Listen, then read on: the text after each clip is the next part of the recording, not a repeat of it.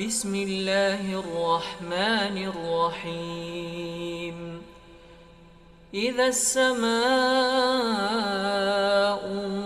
انفطرت وإذا الكواكب انتثرت وإذا البحار فجرت وإذا القبور بعثرت علمت نفس ما قدمت وأخرت يا أيها الإنسان ما غرك بربك الكريم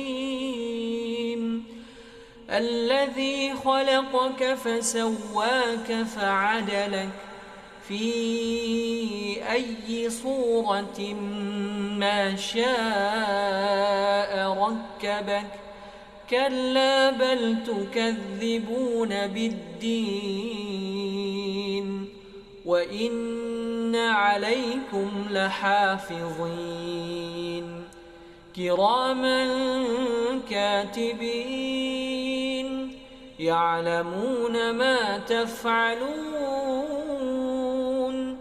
إن الأبرار لفي نعيم وإن الفجار لفي جحيم يصلونها يوم الدين وما هم عنها بغائبين وما أدراك ما يوم الدين ثم ما أدراك ما يوم الدين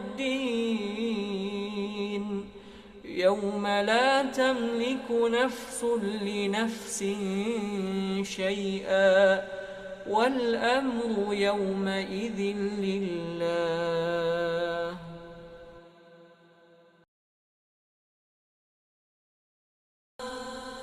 بسم الله الرحمن الرحيم. إذا السماء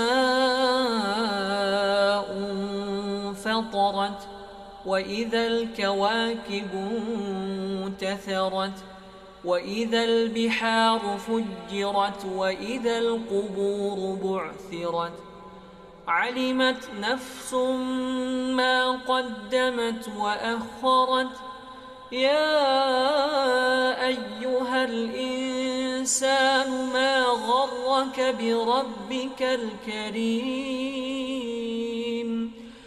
الذي خلقك فسواك فعدلك في أي صورة ما شاء ركبك كلا بل تكذبون بالدين وإن عليكم لحافظين كراما كاتبين يعلمون ما تفعلون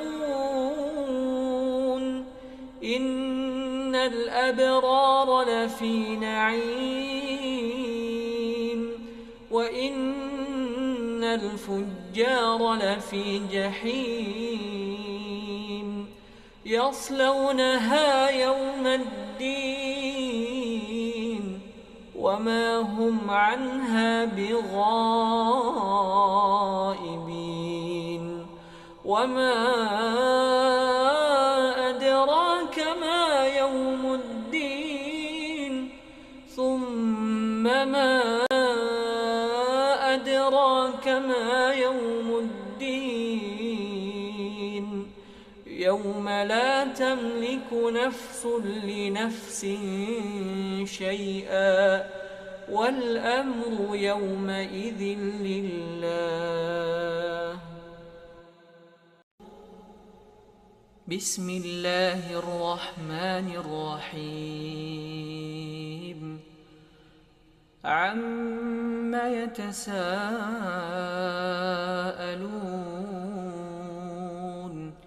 عن النبأ العظيم الذي هم فيه مختلفون كلا سيعلمون ثم كلا سيعلمون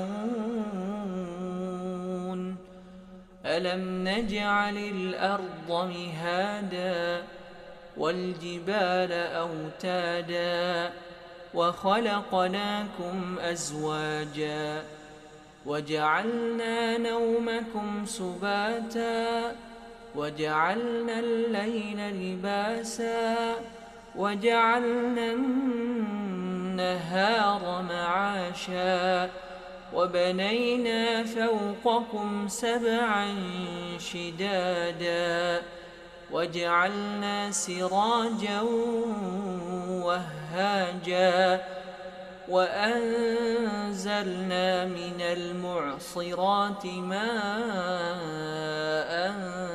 ثجاجا لنخرج به حبا ونباتا وجنات ألفافا إن يوم الفصل كان ميقاتا يوم ينفخ يا أيها الذين آمنوا توبوا إلى الله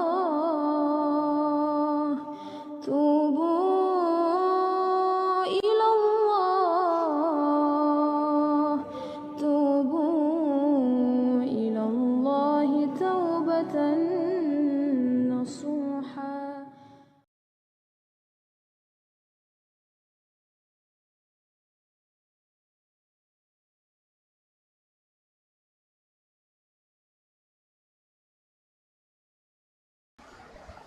Yang masih berkenan memberikan kepada kita kesempatan, kesehatan, sehingga kita dapat melaksanakan tugas dan kewajiban kita sebagai hamba Allah Subhanahu wa ta'ala, memaksimalkan ibadah dan penghambaan kita kepada Allah Subhanahu wa ta'ala. Kemudian sebagaimana biasanya pada malam hari ini kembali kita akan melanjutkan kajian kita, pembahasan yang terakhir dari Kitabuz Zakah, pembahasan yang terakhir dalam pembahasan ibadah zakat, di mana pada pertemuan yang lalu kita telah menjelaskan 8 golongan atau 8 kelompok yang berhak menerima zakat, sebagaimana yang disebutkan oleh Allah Subhanahu wa ta'ala dalam surah At-Taubah ayat ke-60, innamas sadaqatu lil fuqara'i wal masakin wal 'amilina 'alaiha wal mu'allafati qulubuhum wa fir riqabi wal gharimina wa fi sabilillahi wa ibnis sabil.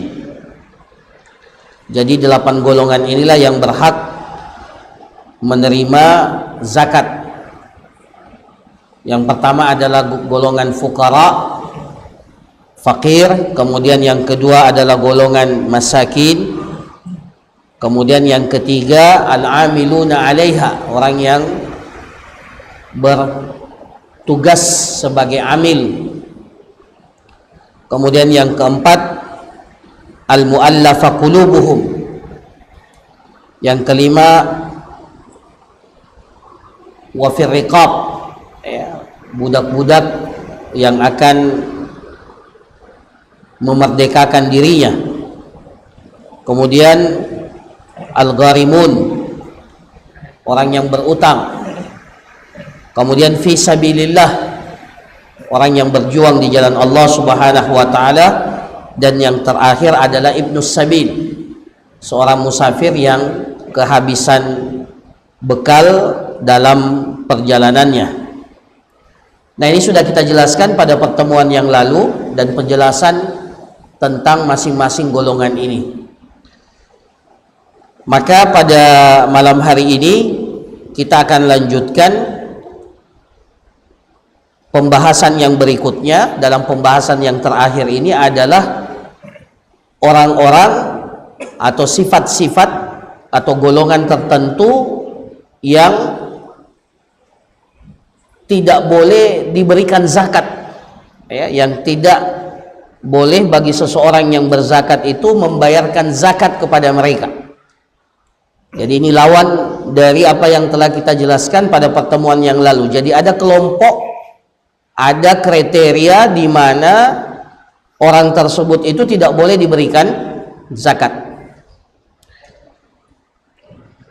Ya, jadi dalam kitab ini dikatakan al-asnaful ladzina la yajuzu sarfus zakati lahum. Jadi golongan-golongan yang tidak boleh diberikan kepada mereka zakat itu. Siapa mereka? Di sini dalam kitab ini ada 6 yang disebutkan. Yang pertama adalah al-aghniya wal aqwiya al-muktasibun, adalah orang kaya dan orang yang masih kuat, sehat, mampu bekerja. Ya. Jadi orang yang kaya dan orang yang aqwiya itu orang yang kuat, ya, secara fisik memiliki kekuatan, al-muktasibun, yang masih dapat bekerja, berusaha. Apa dalilnya? Rasulullah sallallahu alaihi wasallam menjelaskan dalam hadis yang diriwayatkan oleh Imam Ahmad, Abu Dawud dan An-Nasa'i dan disahihkan oleh Syekh Al-Albani. Rasulullah sallallahu alaihi wasallam bersabda, la hadza fiha li ghaniyyin wala li qawiyyin muktasib, bahwa zakat ini tidak ada bagian, tidak ada peruntukan yang diperuntukkan kepada ghani, orang yang memiliki kekayaan. Ya, ghaniyin, orang yang memiliki kekayaan. Ya. Siapa itu orang kaya? Adalah orang yang memiliki, ya, jadi yang tidak boleh diberikan zakat itu yang tidak masuk dalam kategori miskin dan fakir. Miskin itu adalah, atau fakir itu adalah orang yang tidak memiliki apa-apa sama sekali, atau memiliki tetapi kurang dari setengah kebutuhannya, itu fakir. Sementara miskin, dia memiliki setengah dari kebutuhannya, bahkan lebih, tetapi tidak mencukupi untuk seluruh kebutuhannya. Maka itu dikatakan miskin. Nah, jadi orang yang memiliki kecukupan bahwa apa yang dia dapatkan cukup untuk kebutuhannya selama sebulan penuh atau selama 1 tahun penuh, maka orang itulah yang disebut dengan orang yang kaya, orang yang cukup. Maka kepada orang tersebut itu tidak diberikan atau tidak boleh diberikan zakat kepada mereka. Ya. Kebutuhan bulanannya 5 juta, penghasilannya juga 5 juta, pas. Boleh tak diberikan zakat kepada mereka? Tidak ada utangnya, tidak ada utang. Apa yang dia dapatkan cukup untuk kebutuhan selama sebulan, tidak punya kelebihan sama sekali, tapi cukup. Apa yang menjadi kebutuhannya, kebutuhan normal, itu tercukupi semua. Maka boleh diberikan zakat kepada mereka? Tidak boleh, karena tidak masuk dalam kategori fakir, tidak masuk dalam kategori miskin, apalagi masuk dalam kategori fakir. Kecuali tentunya orang-orang yang meskipun dia kaya, tetapi memiliki sebab yang dengannya dia berhak mendapatkan zakat. Seperti kalau dia berprofesi sebagai amil zakat dan tidak mendapatkan penghasilan gaji tetap dari pekerjaannya itu sebagai amil zakat, maka boleh diberikan dari harta zakat meskipun dia orang yang berkecukupan, bahkan meskipun dia adalah orang yang kaya. Ya.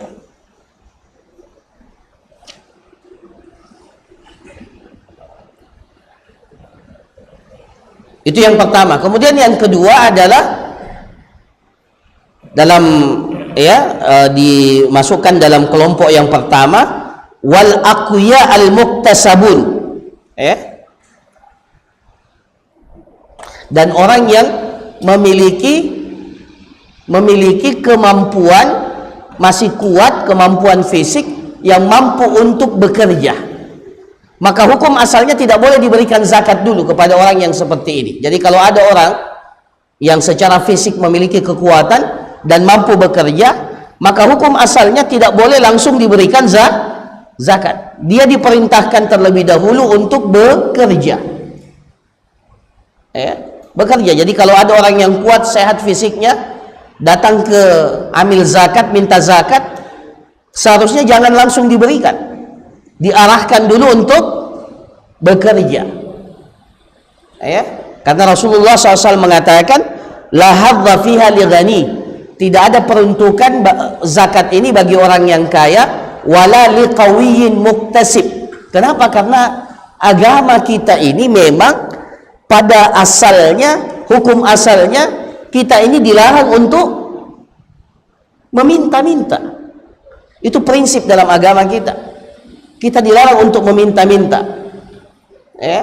Bahkan dikatakan tangan yang di atas itu, al-yadul ulya khairun minal yadi as-sufla. Tangan di atas itu lebih baik daripada tangan di bawah. Dan Islam mencela orang yang suka meminta-minta, padahal secara fisik dia mampu untuk bekerja. Maka orang yang seperti ini tidak boleh diberikan zakat terlebih dahulu. Tetapi kalau dia sudah berusaha, bekerja semaksimal mungkin, dan ternyata dia tidak mendapatkan apa yang menjadi kebutuhan normalnya, maka barulah setelah itu diberikan zakat.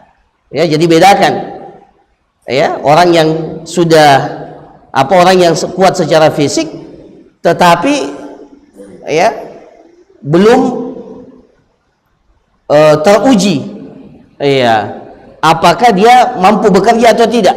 Setelah dia bekerja dan ternyata penghasilannya tidak mencukupi, barulah setelah itu diberikan harta zakat. Kenapa? Karena prinsipnya agama kita ini selalu memotivasi kita, umatnya, untuk bekerja. Bahkan Rasulullah SAW mengatakan, la an yahtatiba ahadukum huzaman, seandainya seseorang itu mencari kayu bakar, kemudian dia mengumpulkan kayu bakar itu, kemudian dia menjual kayu bakar itu lebih mulia daripada orang yang pergi untuk meminta-minta. Jadi prinsipnya diarahkan dulu untuk bekerja, walaupun pekerjaan itu sederhana, walaupun pekerjaan itu bukan pekerjaan yang besar, tetapi berusaha terlebih dahulu. Nah, itu prinsip dalam agama kita. Jadi sekali lagi, tidak boleh zakat itu diperuntukkan langsung kepada orang yang kuat secara fisik, mampu bekerja. Tetapi kalau dia sudah berusaha, Masya Allah, dia sudah usahakan, dan ternyata penghasilannya tidak mencukupi, maka barulah diberikan harta zakat itu. Karena masuk dalam kategori miskin, atau bahkan mungkin masuk dalam kategori fakir.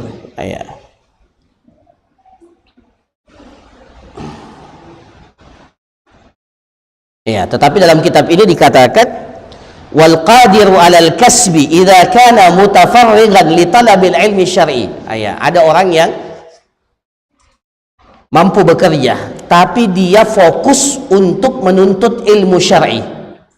Di sini dikatakan seperti itu, wal qadiru 'alal kasbi idza kana mutafarrigan li talabil ilmi syar'i wa laysa lahu mal. Dia fokus menuntut ilmu syar'i, dan dia tidak punya harta. Maka orang yang seperti ini boleh diberikan zakat, meskipun dia kuat secara fisik, tapi kekuatannya itu dipakai untuk menuntut ilmu, karena menuntut ilmu itu bagian daripada jihad fi sabilillah. Maka dari situ, dengan sebab itu kita boleh memberikan zakat itu kepada orang tersebut, meskipun secara fisik dia mampu untuk bekerja. Tetapi amma idza kana al-qadir 'alal kasbi 'abidan taraka al-'amala lit-tafarrud li nawafilil ibadat fala yu'ta. Ini. Jadi kalau ada orang yang kuat bekerja, memiliki kekuatan untuk bekerja, tapi dia tidak bekerja dengan sebab dia melakukan ibadah-ibadah sunnah. Kenapa engkau tidak pergi bekerja? Saya mau puasa sunnah. Kenapa engkau tidak pergi bekerja? Saya mau memperbanyak salat sunnah. Sehingga dengan perbuatannya itu, karena seperti kalau puasa sunnah, puasa sunnah otomatis seseorang itu secara fisik dia kuat, tapi tujuannya dia memperbanyak puasa sunnah. Akhirnya gara melakukan puasa sunnah, dia tidak bisa bekerja, atau dia tidak bekerja gara-gara itu. Maka boleh tidak diberikan harta zakat? Tidak boleh. Bedakan dengan yang pertama tadi. Yang pertama dia memiliki kekuatan, tapi dia fokus untuk menuntut ilmu syar'i. Maka diberikan, karena ini bagian daripada jihad fisabilillah. Tapi ini hanya menyibukkan diri dengan ibadah-ibadah sunnah. Ibadah-ibadah sunnah. Sementara sebenarnya dia mampu untuk bekerja. Maka orang yang seperti ini tidak diberikan harta zakat. Kenapa? Karena ibadah sunnah itu manfaatnya hanya terbatas untuk dirinya sendiri. Jadi sama-sama orang kuat sebenarnya, tapi yang satu dia fokus menuntut ilmu syar'i, yang satu fokus untuk melaksanakan memperbanyak ibadah-ibadah sunnah. Maka meskipun sama-sama kuat, yang satu boleh diberikan zakat, yang satu tidak diberikan zakat. Kenapa? Karena yang menuntut ilmu syar'i itu manfaatnya nanti akan dirasakan oleh banyak orang. Manfaatnya sama dengan orang yang pergi berjihad di jalan Allah Subhanahu wa ta'ala. Sementara yang sibuk menyibukkan dirinya untuk ibadah-ibadah sunnah, manfaatnya itu hanya dirasakan oleh dirinya sendiri. Maka tidak diberikan dari harta, orang yang seperti ini tidak diberikan harta zakat. Nah, ini yang pertama. Kemudian yang kedua, golongan yang kedua yang tidak boleh diberikan harta zakat adalah al-usul wal furu' waz-zawjah alladzina tajibu nafaqatuhum alaihi. Al-usul itu adalah orang yang berada di atas kita, yang menyebabkan kita ini semua ada. Itu namanya usul. Bapak kita, kakek kita, dan seterusnya, itu namanya usul. Al-furu' adalah orang-orang yang ada gara-gara kita ada. Itu namanya furu'. Anak, siapa lagi? Cucu, dan seterusnya. Itu namanya usul dan furu'. Maka tidak boleh harta zakat itu diberikan kepada bapak, dan tidak boleh juga harta zakat itu diberikan kepada anak. Begitu pula wazzaujal ladzina tajibu nafaqatuhum alaihi. Begitu pula istri yang wajib untuk dinafkahi, tidak boleh diberikan harta zakat, karena yang wajib bagi kita adalah memberikan kepada mereka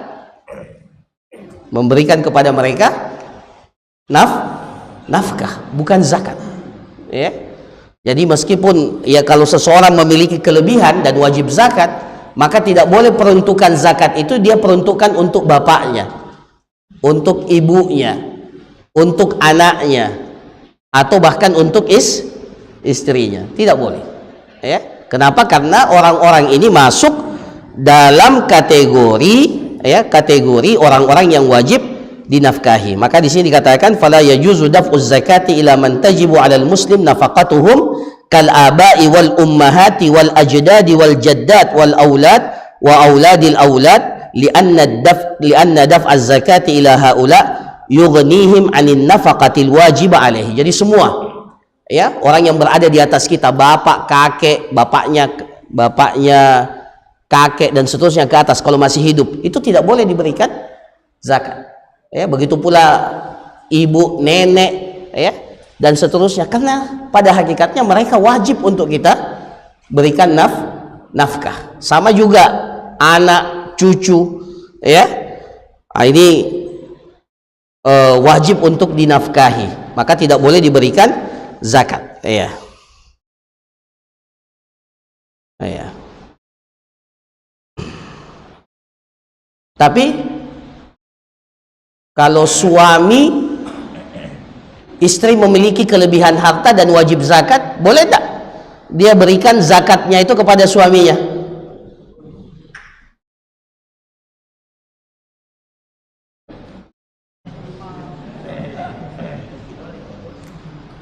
Yang tidak boleh itu siapa? Suami memberi zakat kepada istri, karena istri wajib untuk dinafkahi. Tidak boleh gara-gara ya saya wajib zakat, daripada zakat ini kemana-mana saya kasih istri saya. Tidak boleh, ya. Peruntukan zakat itu sudah jelas, ya.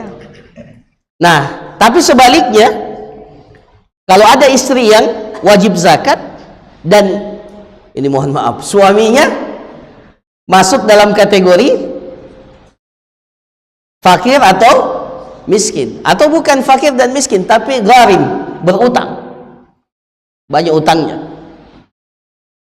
boleh tidak istri itu membayarkan zakat dan dia berikan kepada suaminya? Boleh tidak? Boleh, karena suami itu bukan tanggung jawab istri. Tidak ada kewajiban dalam syariat yang membebankan kepada seorang istri untuk menafkahi suami, ya. Tapi kalau ada yang seperti ini, ya jangan bikin malu-malu laki-laki, ya. Tapi kalau ada, maka kita katakan boleh, ya. Jadi kalau ada istri yang memberikan zakat kepada siapa? Pada suaminya, ya. Nah. Atau suami atau istri katakanlah memberikan zakat kepada mertuanya, boleh tidak? Iya, karena mertua itu tidak wajib dinafkahi, iya, maka boleh diberikan. Paman kita, om, tante, boleh tidak? Boleh, karena dia bukan masuk dalam kategori usul, ya. Anaknya saudara kita atau saudara kita, bahkan saudara kandung kita, boleh tak? Boleh diberikan zakat. Mereka itu bukan usul dan bukan furu' kita, ya. Maka kalau ada saudara kita yang masuk dalam kategori orang-orang yang berhak menerima zakat, maka boleh diberikan harta zakat itu kepada mereka. Bahkan lebih utama, karena selain bernilai zakat, dia bernilai silaturahim, ya. Memberikan zakat kepada kerabat terdekat kita itu lebih afdal dibandingkan memberikan zakat kepada orang yang lebih jauh dari kerabat kita. Kemudian yang ketiga, Di sini dikatakan yang tidak boleh diberikan zakat al-kuffar ghair muallafin, orang kafir yang tidak masuk dalam kategori muallaf. Siapa itu muallaf? Ada berapa kategori muallaf? Ada berapa kategori muallaf? Orang kafir yang diharapkan untuk masuk ke dalam Islam, itu muallaf. Atau dia baru saja masuk Islam dan masih memiliki kelemahan-kelemahan sehingga dikuatkan dengan harta zakat. Atau orang kafir yang kita ingin dia memberikan bantuan kepada kaum muslimin agar kaum muslimin tidak diganggu, atau orang kafir itu sering mengganggu sehingga diberikan harta zakat supaya dia tidak mengganggu lagi kaum muslimin. Itu semuanya masuk dalam kategori muallaf. Selain daripada itu tidak boleh diberikan harta zakat. Nah, ini yang ketiga. Ya.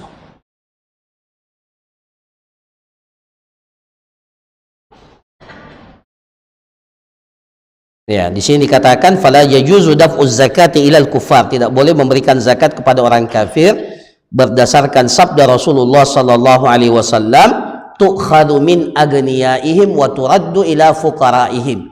Harta zakat itu diambil dari orang-orang kaya di antara kaum muslimin dan diberikan kepada orang-orang fuqara di antara kaum muslimin. Jadi dinisbatkan kepada kaum muslimin itu sendiri. Maka hukum asalnya selain muallaf itu tidak boleh diberikan harta zakat itu. Ya.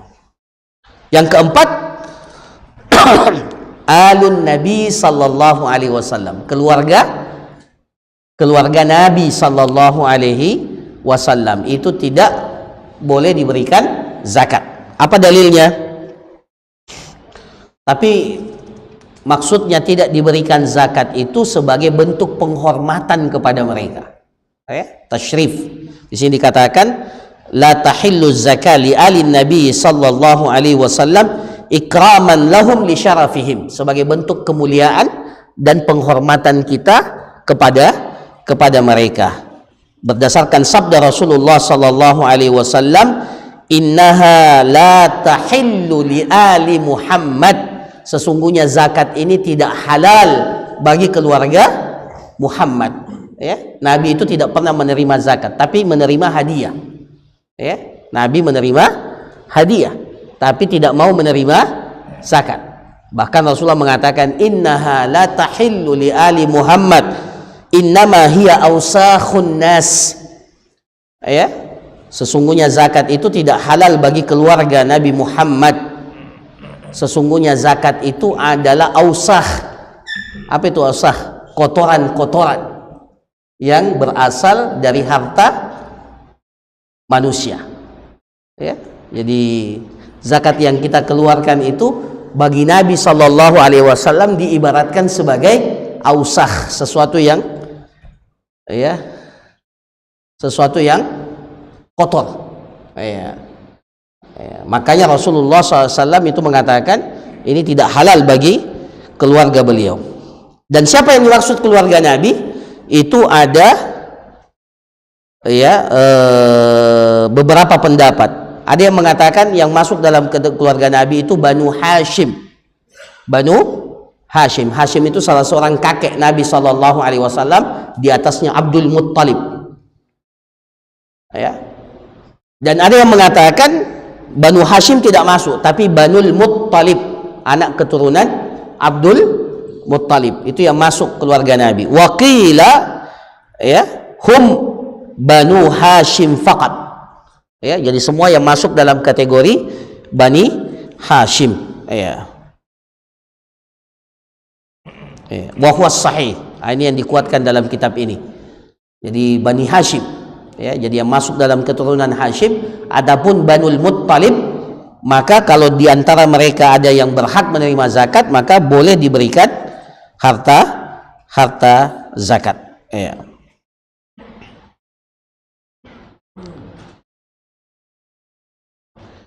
Kemudian yang kelima, Wa kadzalika la yajuzu daf'uz zakat li mawali alin nabi. Begitu pula tidak boleh diberikan zakat itu kepada orang yang dimerdekakan, budak yang dimerdekakan oleh keluarga Nabi sallallahu alaihi wasallam. Jadi kalau ada keluarga Nabi memerdekakan budak, maka budak tersebut itu juga mendapatkan syaraf, kemuliaan karena dimerdekakan oleh keluarga Nabi sallallahu alaihi wasallam. Rasulullah SAW mengatakan al-wala'u luhmatun minan nasab. Ini secara umum. Apa itu artinya? Al-wala'u luhmatun minan nasab. Kalau ada seorang yang memerdekakan seorang budak, maka dia masuk dalam kategori seperti seseorang itu memiliki pertalian nasab.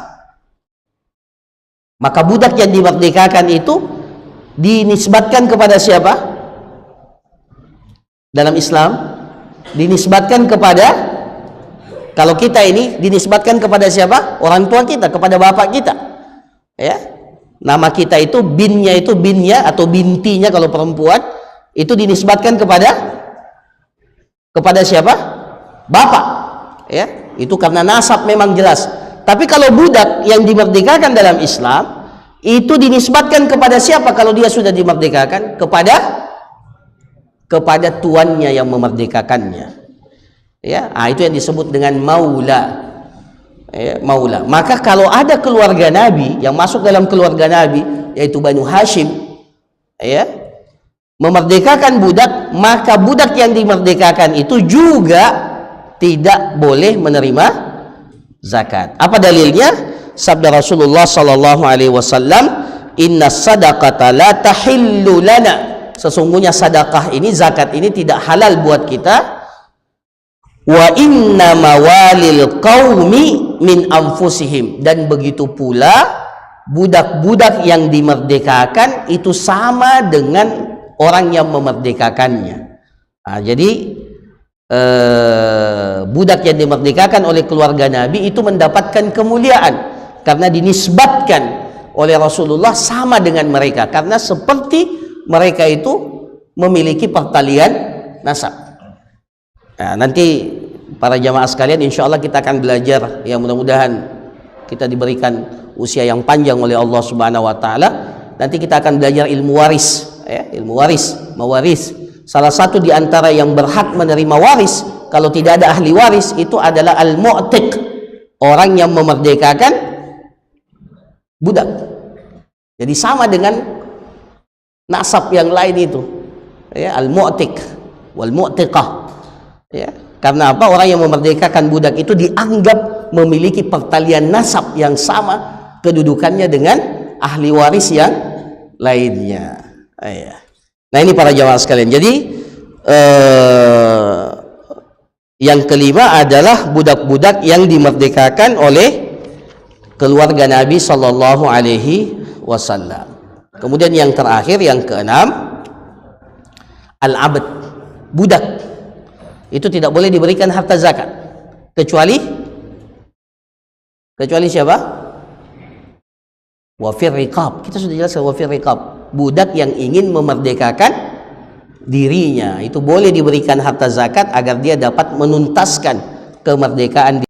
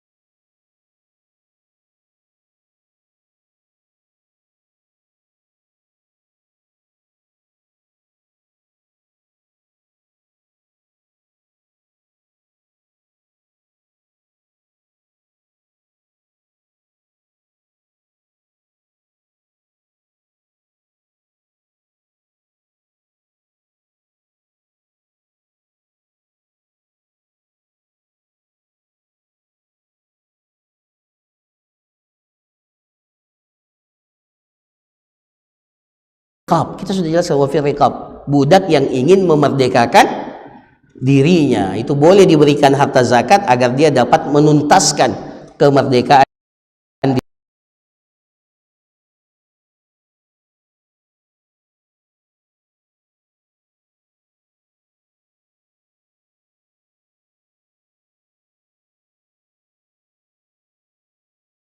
riqab. Kita sudah jelaskan wa fi riqab, budak yang ingin memerdekakan dirinya. Itu boleh diberikan harta zakat agar dia dapat menuntaskan kemerdekaan.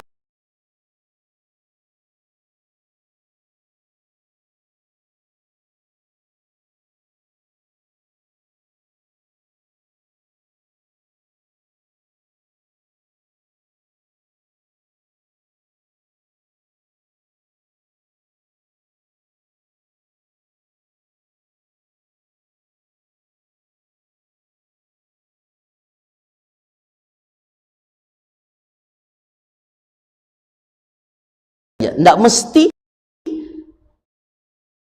8 golongan itu semuanya dah dapat, ya. Nah, itu, ya. Bahkan kalau kita cukupkan untuk satu golongan pun tidak ada masalah, ya. Apa dalilnya? Dalilnya adalah firman Allah Subhanahu wa taala, "In tubdus sadaqati fa ni'mahi." Kalau engkau memperlihatkan harta zakat itu ketika engkau menyerahkannya, ya, fa ni'mahi, maka itu adalah sesuatu yang baik, ya. Jadi harta zakat itu terkadang kita harus perlihatkan kepada orang bahwa kita ini bayar zakat. Pertama, untuk menepis tuduhan-tuduhan bahwa kita tidak bayar zakat. Satu, jadi tidak selamanya ibadah itu harus disembunyikan. Terkadang ibadah itu perlu dinampakkan. Nah, termasuk diantaranya bayar zakat. Ya. Kemudian, ya,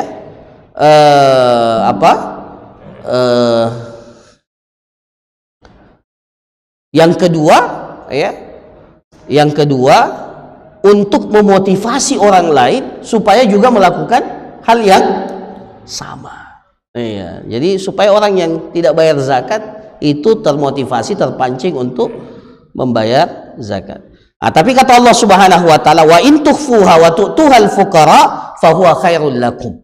Tapi kalau engkau sembunyikan harta zakat itu, sedekah itu, dan engkau berikan sembunyi-sembunyi kepada fuqara, kepada fakir, ya, maka itu juga lebih baik buat kamu.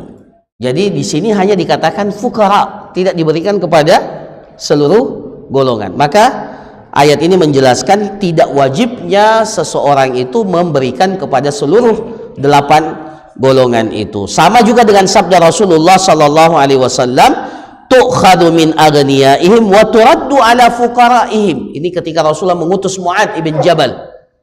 Maka Rasulullah SAW mengatakan, sesungguhnya Allah memerintahkan kepada mereka untuk mengeluarkan zakat. Zakat ini diambil dari orang-orang kaya, kemudian diberikan kepada fuqara. Rasulullah tidak jelaskan 8 golongan. Jadi cukup, ya, kalau kita sudah berikan kepada satu golongan, maka itu sudah sah, ya. Ya. Ya. Yang terakhir para jamaah sekalian, ya, di sini dikatakan boleh tidak zakat itu dipindahkan dari satu daerah ke daerah yang lain. Umpamanya zakatnya orang Makassar dipindahkan ke mana? Ke Goa atau ke Parepare, boleh tidak? Ya. Nah, di sini katakan yajuzu naqlu zakat min baladiha ila baladin akhar qarib au ba'id lil hajah. Boleh memindahkan harta zakat itu kepada ke tempat yang dekat ataupun yang jauh karena ada kebutuhan. Hukum asalnya kan dalam hadis dikatakan diambil dari orang kaya di antara mereka kemudian diberikan kepada orang miskin di antara mereka. Itu hukum asalnya. Tapi ketika ada kebutuhan, seperti kalau terjadi gempa, ada musibah yang menimpa kaum muslimin, sementara di daerah tersebut itu sudah cukup, maka boleh harta zakat itu diberikan di luar daerah, di mana di luar daerah tempat tinggal, di luar daerah tempat tinggal orang yang berzakat itu, ya.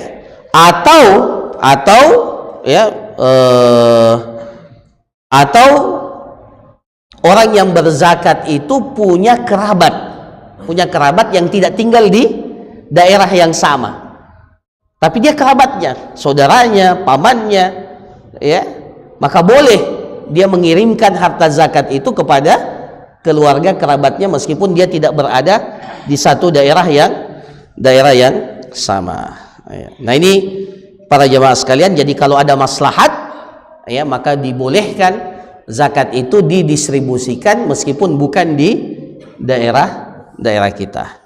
Saya kira demikian para jamaah sekalian yang dirahmati oleh Allah, dan dengan berakhirnya pembahasan ini maka selesailah pembahasan fikih zakat kita. Insyaallah mulai pekan depan kita akan masuk kepada kitabus siam, ya. Pembahasan tentang kitabus siam, ada 5 bab yang akan kita bahas, ya. Mudah-mudahan sebelum Ramadan semuanya sudah selesai, mudah-mudahan, ya. Sebelum Ramadan ada, sekarang kita masuk di Sya'ban, ya, di awal, berarti ada 4 pekan, ya. Tapi ada 5 bab ini, ya. Mudah-mudahan bisa diselesaikan. Mudah-mudahan setelah Ramadan kita selesai kitabus siam, dan setelah itu langsung masuk kitabul hajj, ya, karena setelah puasa kita akan pergi haji insyaallah taala, ya. Barakallahu fikum, jazakumullah khairan. Kalau ada pertanyaan saya persilahkan, 1 atau 2 pertanyaan sebelum kita tutup, ya, silakan.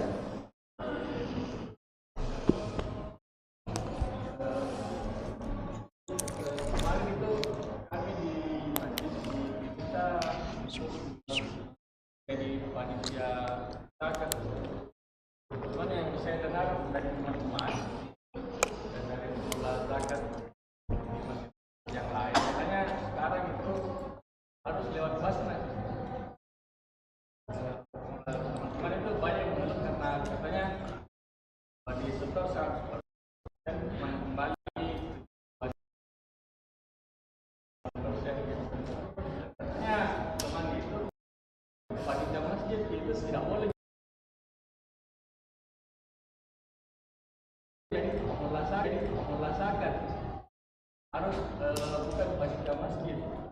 Kemudian yang tidak mau bekerja sama dengan Basnas, makanya ada sanksi hukumnya.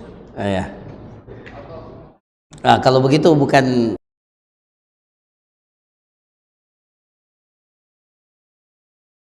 sanksi hukumnya. Ya. Nah, kalau begitu bukan wilayahnya fikih itu. Itu wilayahnya siasah syariah namanya, ya. Kalau fikih itu hanya menjelaskan sah dan tidaknya. Adapun kebijakan-kebijakan yang seperti itu wilayahnya wilayah dalam ilmu Islam ada namanya siasah syariah, yang mengatur kehidupan kita secara hukum politik bernegara. Nah, itu kembalinya ke situ. Jadi kalau memang sudah ada aturan yang seperti itu, ya, semaksimal mungkin seharusnya ditaati, ya. Karena tentunya pandangannya itu dalam kaidah fikih mengatakan bahwa tasarruful imam ala ra'iyah manutun bil maslahah. Apa yang dilakukan oleh pemerintah kepada rakyatnya itu dilandasi oleh kemaslahatan, ya. Meskipun kadang kita tidak tahu, kita banyak protesnya biasanya. Ini kenapa, ya. Nah, tapi kalau fikih belajar sah atau tidak, ya. Adapun kebijakan seperti itu wilayahnya bukan masuk wilayah siasah syariah, ya. Kebijakan seperti itu, ya, maka dikembalikan kepada kebijakan. Saya tidak punya wewenang untuk menjelaskan. Iya. Kalau dikatakan sah dan tidaknya, ya, itu, ya, wilayahnya di wilayah fikih, ya, sah tidak. Artinya dia tidak lewat Basnas, sah tidak zakatnya, ya, kita bilang kalau dia fakir miskin, ya, sah, ya. Allahu a'lam, ya. Yang lain, ya.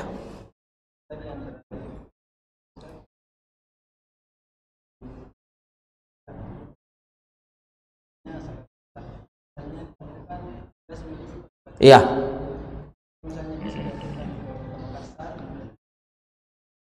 Iya, ini terutama memang zakat fitrah ini paling banyak. Ya, zakat fitrah itu peruntukannya kan terbatas, hanya kepada fakir miskin saja. Tidak ada bagiannya amil, tidak ada bagiannya, ya. Yang pendapat yang kuat ya, meskipun sebagian mengatakan didistribusikan ke 8 golongan zakat fitrah itu. Tetapi yang kuat wallahu alam, zakat fitrah itu hanya diperuntukkan kepada fakir miskin saja, karena tujuannya insidentil. Insidentil maksudnya bahwa kita ingin semua kaum muslimin itu merasa bahagia di hari Idul Fitri. Memang temporal, waktunya terbatas kebahagiaan itu, tapi kita inginkan semua di Idul Fitri itu merasa bahagia, tidak ada yang kelaparan. Itu tujuan zakat fitrah. Maka ketika di satu tempat sudah menumpuk, harusnya didistribusikan, ya, distribusikan. Biasa ada orang miskin, saking banyaknya zakat fitrahnya sehingga dia wajib untuk zakat fitrah lagi. Betul ini? Orang miskin kalau sudah mendapatkan harta apa? Zakat fitrah, sehingga kan zakat fitrah itu tidak ada syaratnya harus kaya, tidak kelebihan mustahik zakat fitrah. Tapi di hari terakhir dia jadi pezakat fitrah. Bisa jadi seperti itu. Jadi maka dalam kondisi yang seperti itu boleh dipindahkan harta zakat fitrah itu ke daerah yang lain. Allahu a'lam. Masih ada? Ya. Kalau orang yang kebutuhan per bulannya 3 juta, hasilnya juga cukup 3 juta, tapi setiap bulannya dia harus bayar cicilan, misalnya cicilan, ada cicilan rumahnya atau kendaraan, apakah dia masuk kategori miskin menerima zakat? Apakah cicilannya itu tertutupi dari penghasilannya? Tertutupi, maka cukup, alhamdulillah. Jadi tinggal 2 juta, 1 juta per bulan, tinggal 2 juta, mami ini gajinya 3 juta, tinggal 2 juta karena dia pakai cicilan, sedangkan kebutuhannya 3 juta, Ustaz. oh begitu, berarti ada cicilannya. Cicilan yang dihitung itu adalah cicilan yang jatuh tempo, ya, yang harus kita bayarkan pada saat itu, ya. Maka itu yang dihitung. Jadi kalau dalam 1 bulan ya kita punya tanggungan, berarti untuk memenuhi kehidupan hidupnya, kalau begitu, kalau dia cuma punya 2 juta sementara kebutuhan 3 juta, berarti tidak cukup. Cukup tidak? Kan ada utangnya 1 juta, kemudian kebutuhan hidupnya berapa? 3 juta, penghasilannya cuma 3 juta, berarti untuk kebutuhan hidupnya cuma 2 juta. Cukup atau tidak? Tidak cukup, berarti miskin. Nah, ya, kalau miskin ya kenapa? Punya motor, cicil motor. Saya sudah jelaskan yang lalu bahwa orang miskin itu memang keadaannya masih lebih baik dari fakir miskin. Dalam Al-Quran sendiri, ammas safinatu fakanat limasakin, dalam kisahnya Nabi Musa dan Khidir, sesungguhnya perahu itu miliknya siapa? Orang miskin. Ya, di Saudi itu di masjid minta-minta, pas pulang naik mobil. Wah, berarti ya memang secara ininya ya, tapi miskin, dia tidak bisa memenuhi kebutuhan hidupnya. Dan utang itu kan bagian daripada tanggung jawab kita, ya, kebutuhan kita. Kecuali untuk kebutuhan-kebutuhan yang sifatnya sekunder, apalagi kalau hanya kebutuhan leks, ya, tahsinat, hanya apa, ya, seperti ganti HP, ada lagi HP baru dia ganti, akhirnya tidak cukup, itu tidak masuk itu, ya, tidak masuk. Saya kira demikian para jamaah sekalian, barakallahu fikum. Kita cukupkan. Subhanakallahumma rabbana wa bihamdik, nasyhadu an la ilaha illa anta, astaghfiruka wa atubu ilaik. Wa sallallahu ala nabiyyina Muhammad wa ala alihi wa sahbihi ajma'in. Assalamualaikum warahmatullahi wabarakatuh. Ya